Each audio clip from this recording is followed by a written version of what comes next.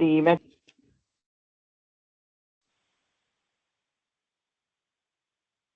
you.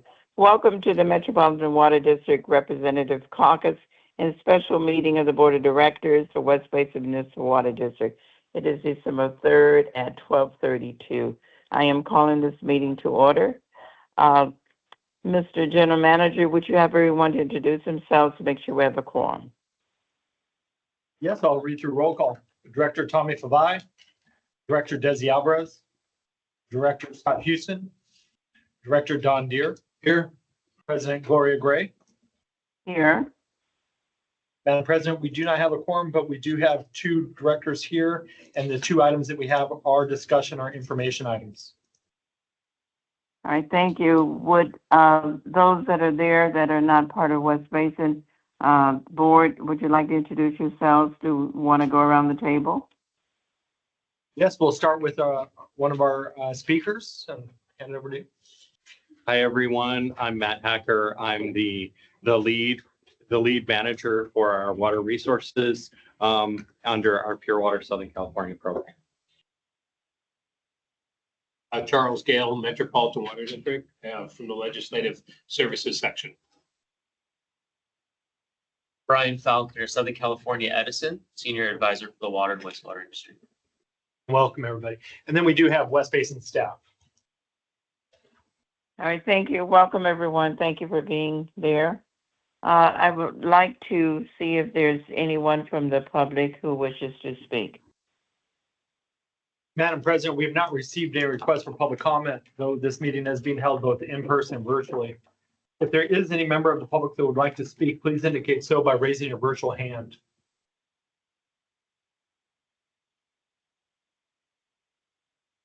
And Madam President, I do not see a request for public comment. Thank you very much. Item 4, discussion items. Mr. Caldwell, would you please introduce both those items? Yes, Madam President. The first item is for the Pure Water Southern California Partnership and Recharge Basin update. And for this presentation, we do have Matthew Hacker, Water Resources Team Lead, Pure Water Southern California from Metropolitan Water District. So take it away, Matt. Great. Thank you, everyone. Thank you for inviting me to this meeting today. So I'll be covering two topics in my update today, discussing the partnerships with the member agencies as well as those outside of our service area. And then I'll also be providing some information on the recharge basin discussion that we had at our board back in October. So I want to make sure that we get full discussion here on that item as well. So next slide.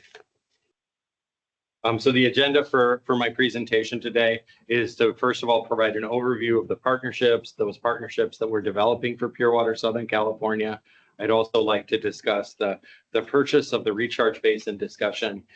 We did discuss this at the Metropolitan Board back in October, but there was not much discussion on that at that time. So we're coming back to that at your request.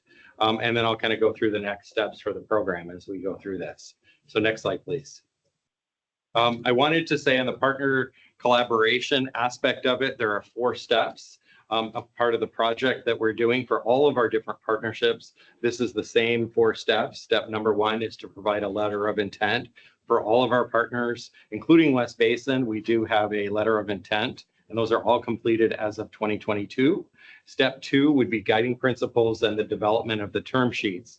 The guiding principles will be going to our Metropolitan Board on Monday for informational item, and then in January for approval. Step B then would be the development of the term sheets. We did start those. The process of developing those came to a draft final version of those, and ultimately we'll come back to that sometime in the middle of 2026 for board approval. Step 3 would then be an interim agreement. The idea of the interim agreement is to get us through design and construction. And then once the facility is constructed, we'll have additional details regarding some of the hydraulic grade line and other things that were actually built to help how much water can be moved through. So then we'll have a long-term agreement, which would be a 25-year agreement that would probably go beyond 2060, at least beyond my retirement date anyway. And we'll have additional discussions with our program partners. Next slide. This map shows all of the program partners on the member agency and those agencies that are within the region. And I'll just kind of walk through this one. This one normally would have a series of clicks, so I'll try to help you with that. In the black is our advanced water purification facility. In the dark blue is the backbone pipeline. On the backbone pipeline, you see those dark green circles. Those represent those areas where we could possibly connect to one of Metropolitan's treated water feeders for treated water augmentation. So that would be the second lower, the lower, and the middle feeder. And so I just wanted to make sure that we showed those. We also have the possibility of going up to Weymouth as you move up the line along the Azusa pipeline, which is shown there in the red color, which can get us to Weymouth and to Deemer. Our partners include San Gabriel Valley MWD. They are not a Met member agency, so they are an independent state water project contractor. They are consisted of four cities. Those are Sierra Madre, Alhambra, Monterey Park, and Azusa, and they have a state water project allocation of 28,800 acre feet. And that'll become important as we walk through what that looks like for them. Upper Water and Three Valleys are also member agencies. And so those three agencies serve the main San Gabriel basin. In the lower basin, in the central basin, and in the West Coast basin, there's Central Basin, Long Beach, West Basin, and LADWP are all really part of it. So you can see your agency is on here as well. The next slide. I did want to kind of show the range of demands that we have and kind of what we're looking at. Ultimately, under regular conditions, the overall system would operate somewhere between 75 and 120 MGD for those demands that are for IPR, indirect potable reuse, groundwater replenishment, non-potable uses here in West Basin. So during emergency conditions, we may drop that down a little lower, such as an earthquake, where we may want to move as much water into the system. There'd be raw water augmentation, it's shown in the red, and we go up to about 75 MGD for that. And we also show TWA here, and only the upper part would be used in an emergency. So this gives you kind of the range of options that we look at. Our goal is to be 92% online, and I'll bring that back a little bit later. So next slide. So I just wanted to bring back some of the benefits of the Pure Water program. It reduces our risk of net shortage and having a water supply allocation in the first place. It reduces our reliance on the State Water Project. Its primary objective is to reduce on the State Water Project, although it does reduce on the Colorado River, improves groundwater sustainability. Here in the West Basin area, could increase water levels by as much as 24 feet if the maximum recharge was used. It also improves local supply development and makes sure we can make as much groundwater as possible. Also gives us, because the whole project is on this side of the San Andreas, it increases the available supply during a seismic emergency. And then finally, it does give us a lot of operational flexibility between the backbone system and connecting to either our treated water system or our Weymouth and Deemer. It gives us a lot of flexibility moving forward. Next slide. I just wanted to kind of list who the partners are. We just talked about who those were, the member agency partners. We also have the Colorado River partnerships. And the way that the Colorado River partnerships would work is that Metropolitan would be granted the ability to store water in Lake Mead during surplus conditions, and then the agencies that we would partner with could either take that directly during that period, or they could store it for a later time in their own account, or they could ultimately exchange it with others. Metropolitan would have the first right of refusal on any exchange with others. On the State Water Project partnerships, this is the unique partnership with San Gabriel Valley MWD that we would be able to use their Azusa pipeline to be able to convey water from the backbone system over to Weymouth and Deemer, which would really serve a large part of our service area. Also, because we're serving their demands in the area, we could also take all of their State Water Project allocation, all 28,800 would be exchanged with Metropolitan. So it provides us a really interesting opportunity. I did put others here on the column because there may be other state water agencies that are interested in a similar arrangement. Next slide. I'm going to kind of do these in a very brief format here for you. So there are 5 guiding principles for the member agency partnerships. Again, each agency would take water generally from the backbone system. This would be a new regional supply. And I use the word regionally intentionally. This is not intended to be a local supply. Think of it as our 3rd aqueduct. That would be same as State Water Project and Colorado River. It does enhance our reliability throughout our service area. And we also want to make sure that we're maximizing as much demand from each of our agencies, including West Basin, that would be to get as much water out of pure water as possible. And operated at least 92% online.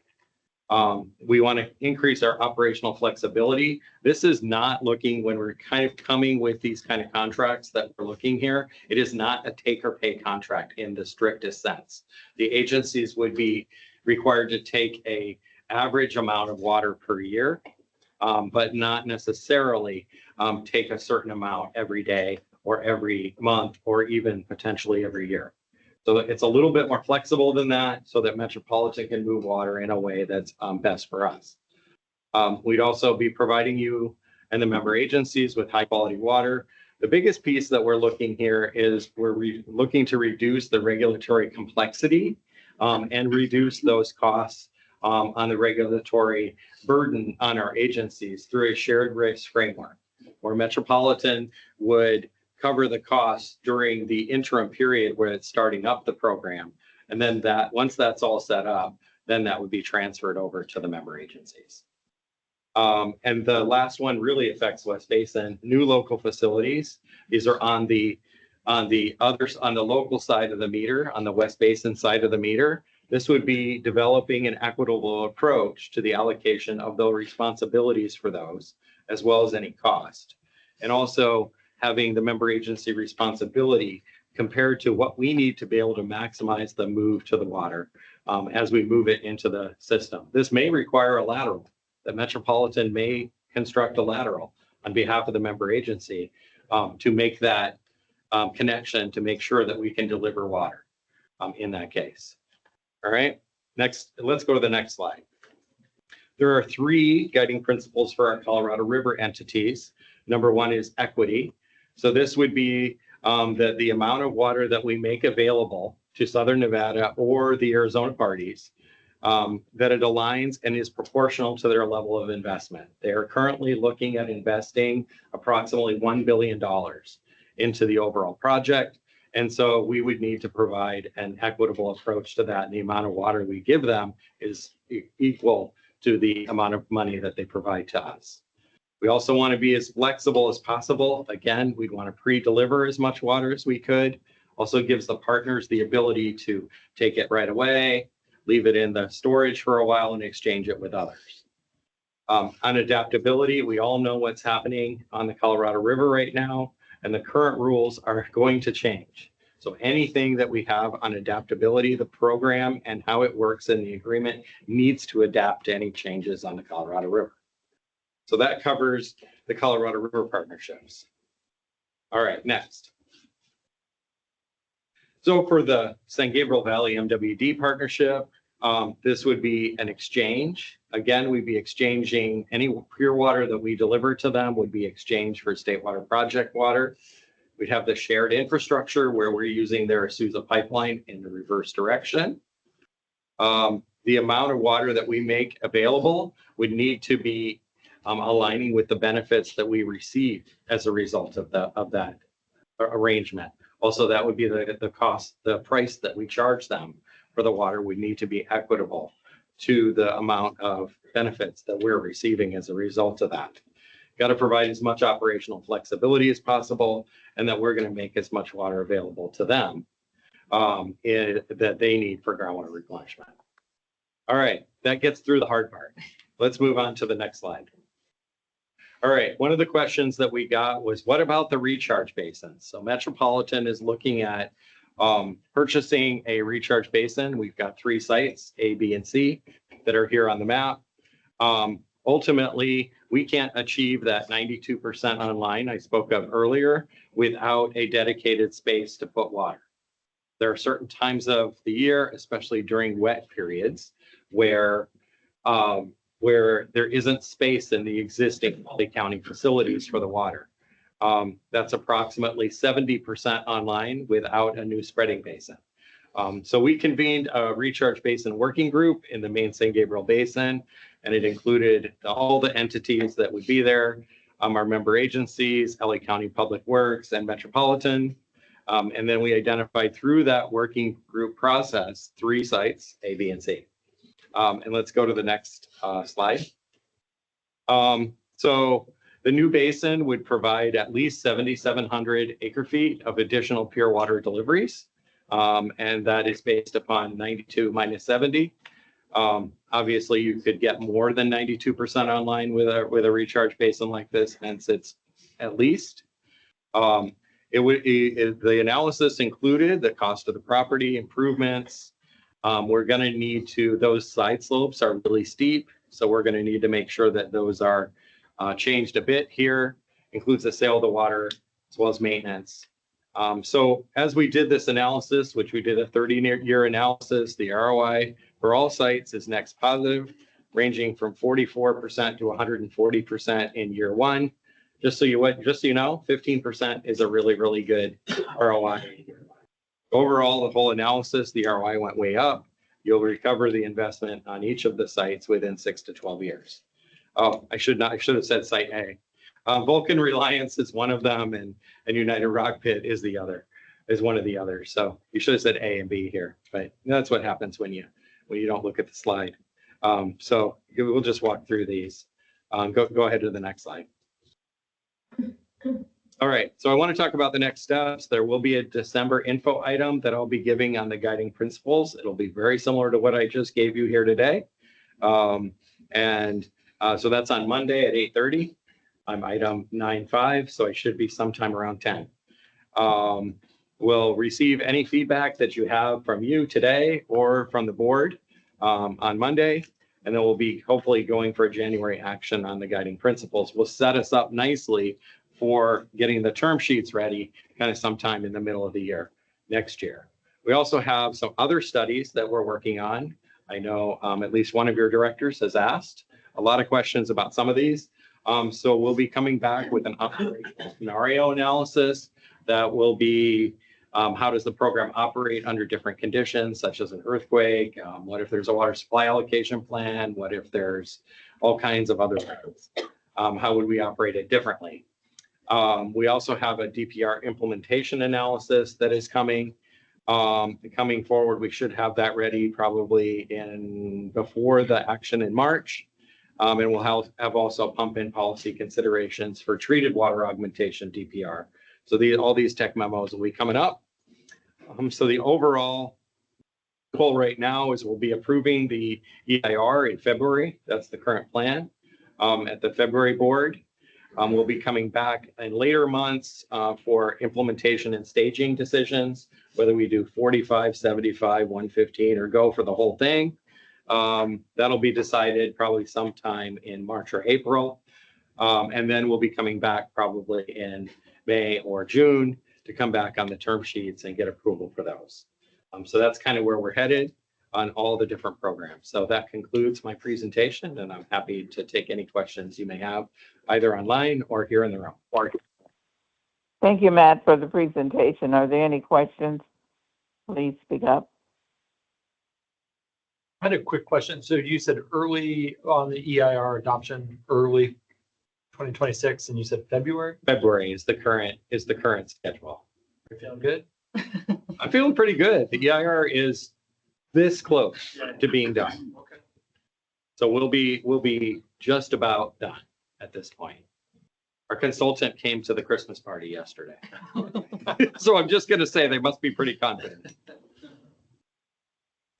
Follow-up question to that. Yeah, just curious. Yeah, based on the comment period that happened for the EIR, is there any changes expected to the EIR or any areas where you're like, oh, we didn't, think about that, or I guess any major things to know? Yeah, I would say there were there were not any significant comments on the EIR. The biggest area I think that you'll see a change in the EIR is regarding the San Gabriel River flow section. There now will be a full tech memo assessing the impacts on the San Gabriel River flow in there. And there'll also be a deeper assessment within, this is in the hydrology section. You'll see some bigger differences there. But overall, I think it's not a big difference, maybe just some checks on a couple of items. But generally, I think it's been in the hydrology section. It's probably the biggest changes. Any other questions? Madam President, that concludes the questions from the room. All right. Thank you very much again, Matt. Thank you for that very comprehensive report. Appreciate it. Could we go to the next item then, please? Yes, the next item 4B is the integrated overview of near-term budget drivers and long-term resources and planning. And for this presentation, we do have Metropolitan Water District's Assistant General Manager and Chief Financial Officer, Katano Kassane, as well as Adam Benson from the Finance Group Manager, and Arnaud Vandenberg, the Revenue and Budget Manager for Metropolitan Water District. So a complete team here for this presentation. Thank you. And thank you, everybody. And thank you, Madam Chair, for this opportunity for us to talk to you about this topic. As you all know, if you listen to our presentation since July, we have been talking about this same topic. What are the drivers for our next budget and long-term and even beyond the budget? So we came in October and gave a presentation, I believe it was October, right? And we were giving you a slightly abbreviated presentation from that presentation. So in the interest of time, because we were told we have 20 minutes. So I'm gonna call on Arnaud Vandenberg, who is our budget and revenue manager. He's gonna go through the presentation and we will take questions as soon as he's done. Arnaud, are you ready? Yes, I am. Thank you for that, Katano. Right, And thank yes, you. Take it over. And for those who want more information after this, so it was October 14th. The full presentation ran for about 30 minutes with about an hour of Q&A. After that, there's also a full board report. So that's listed on the Finance, Affordability, Asset Management, and Efficiency Committee. Next slide, please. So as Katano alluded to, this report was provided to provide an early assessment on the cost pressures anticipated for the next biennial budget and projected through 2045. It is important to note that this analysis was not intended to prioritize specific projects nor propose solutions to the water reliability needs assessment. Instead, it provides a clear understanding of the financial trends and challenges facing Metropolitan, enabling Metropolitan's board to evaluate the trade-offs between maintaining current system operations, affordability, and investing in future water reliability. Next slide, please. So in order to do that, we kind of walk through our financial analysis of where our current budget is and where our current estimate is. So first, starting with the current approved budget, which includes a version of the Pure Water project, which was at the 115 MGD, as was then estimated based on 2023 numbers. The red box indicates the current biennial budget, and the upcoming biennial budget will look at the 27 and 28 years. You can see that with the Pure Water project, the anticipated overall rate increase for each of those years was 11.5% per year. Next slide, please. We also had provided an estimate of the analysis without the Pure Water project, which is in the following slide. You can see that without that project, the projected rate increases for 27 and 28 are 7.5% and 5.5%. So now, building on this analysis, there's some known changes of things that the board approved and things that have happened that build on this and this particular forecast. So if we go to the next slide, please. One more. There we go.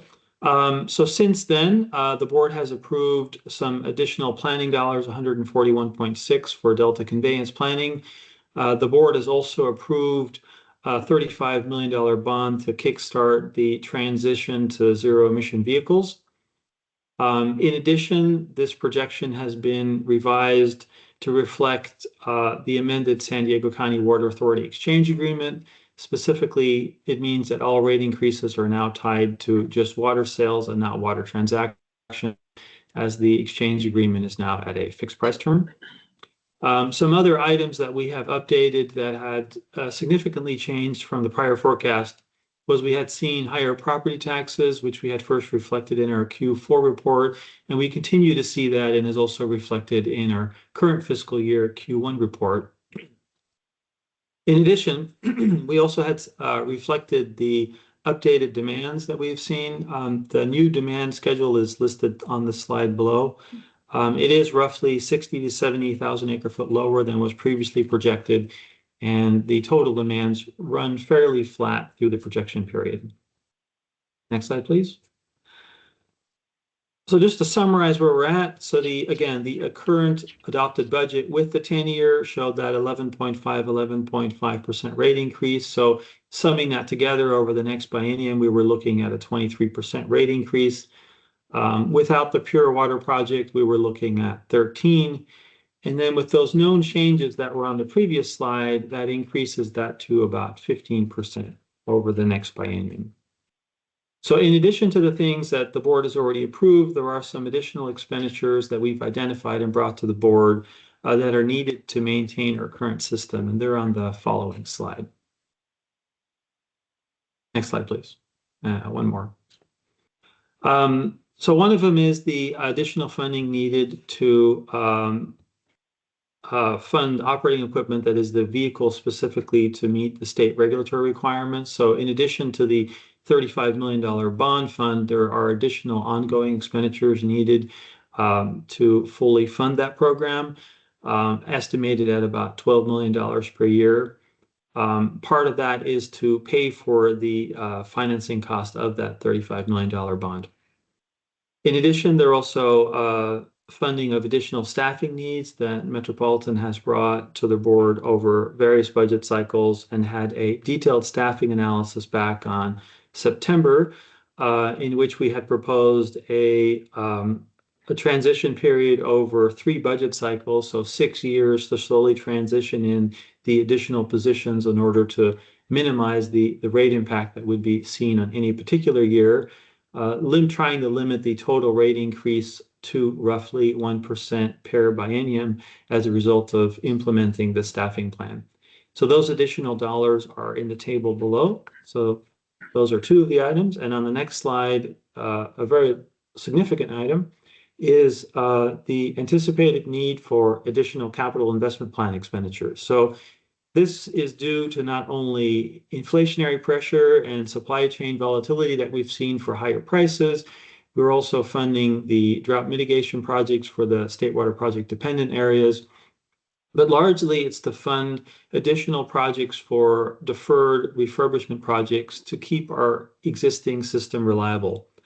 So the current biennial budget has a CIP of $636 million. It's anticipated that that needs to be increased to roughly $950 million over the next biennium in order to start funding some of these refurbishment projects.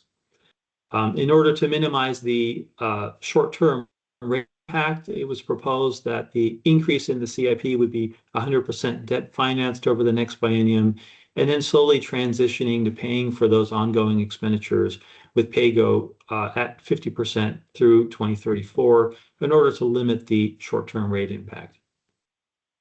So when adding those additional items, you can see on the next slide, we have added one more line to the table called needed to maintain current system integrity. So we're adding those expenditures and we get to a projected total rate increase of 18% over the biennium, with some longer term rate increases as we slowly transition some of that additional CIP to PAYGO. So that's kind of where we landed off with our best estimate at the time of where the budget is going to be. We are, of course, in developing of that budget now to refine this down further. So what we provided the board in addition to this is what would it cost to fund some of the major projects that Metropolitan was looking at? And that is shown on the following slide. So we're talking about not only the Pure Water project, but there are also a lot of additional projects that the board has been brought to the board's consideration. And some of those are listed on this table here. So we have one version here of the Pure Water project, 4575, but as you're all aware, there's many different versions and stages of this projects that are up for consideration. This is just one of them. Other projects that the board has recently considered or is recently considering, the AVAC expansion projects, Sites Reservoir with the latest estimate there. This is a theoretical state water project surface storage program, and it's a very preliminary estimate there. Delta conveyance planning, and these costs here are updated and shown in 2025 dollars, but they are based on the latest estimates available. And then again, a theoretical east-west conveyance, which the board asked us to look at. So looking at what the potential rate impact would be of adding any of these projects, you can see that in the next slide. And again, this is really just a rough cut, but it does provide a good view to demonstrate both the timing and magnitude of the fiscal impact, and providing essential context essentially for decisions and sequencing and prioritization of these projects. And we are not suggesting that Metropolitan would or need to pursue all these projects. We're just kind of showing what the rough impact would be if these particular items would be added.